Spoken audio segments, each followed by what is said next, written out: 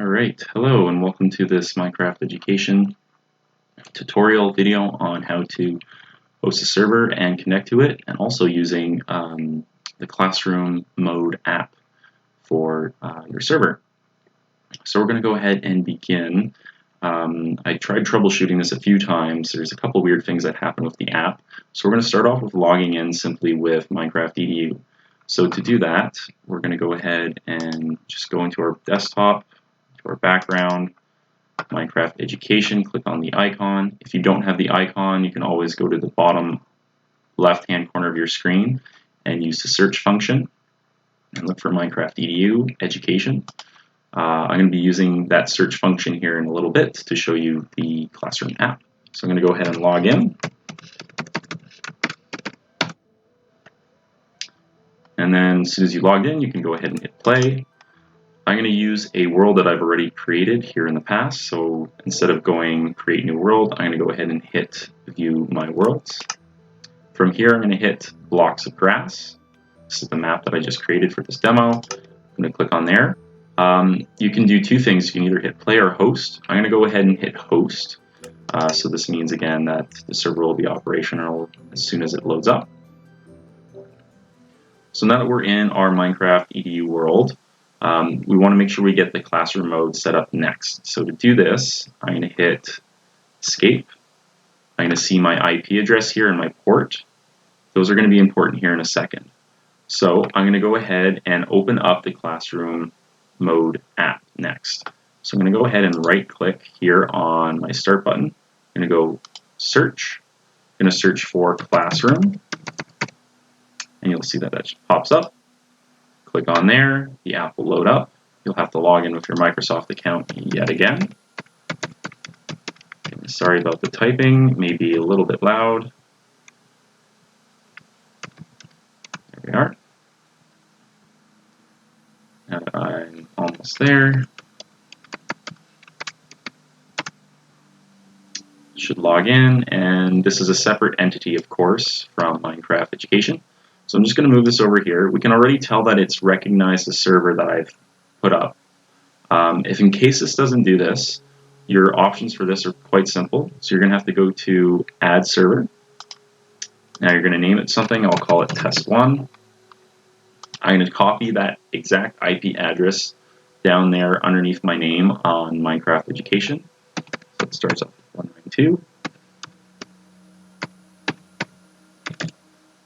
And then you always want to double check your port as well. So the port's just underneath the IP address. Make sure that that's the same. And I'm going to go ahead and hit add server. We'll see if this works. Okay, it did. So it worked. It didn't work for me last time. So here we can see that we have a little green button here. So this means that this is working. So don't click on the X unless if you want to delete this server that you just added. So this is the functionality of the classroom mode app, so that it will launch in Minecraft Education. So I'm going to go ahead and just double click somewhere here, and it will open up the classroom mode for the game. So this classroom mode app is useful in the sense that it does a couple different things. It provides you with some map coordinates, where you can zoom out and take a look at your entire map. So this is all that's been loaded up on this map so far. And we can see that there's also some structures that will load up too. Here's the blackboard, and here's just a block of concrete that I put next to me. So with this, you can type in various things to people in your world. Hello, and this will address everyone in the room, well, everyone in the server. And then the main thing for anyone who's hosting that's super important with this is up here by the X, Y, and Z, just underneath classroom mode. You're going to have all of these icons.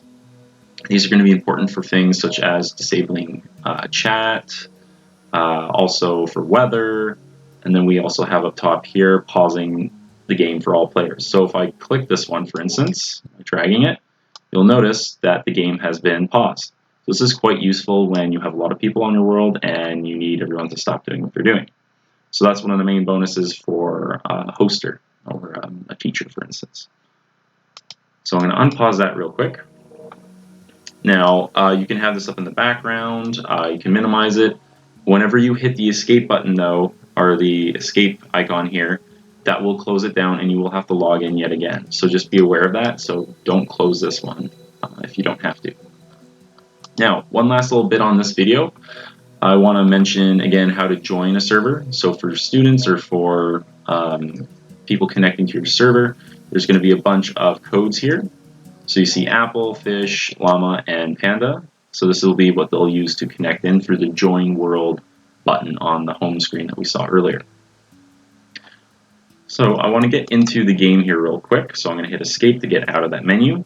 Important things for people who are hosting. Again, if you're in creative mode, you can hit E. All the items, the search bar pops up. You see I spawned in some billboards and some white concrete. So to get out of this menu, you hit escape. Now, for chatting and for bringing up different commands, you can hit enter. And then here, you have a couple different options. You have stuff for keyboard.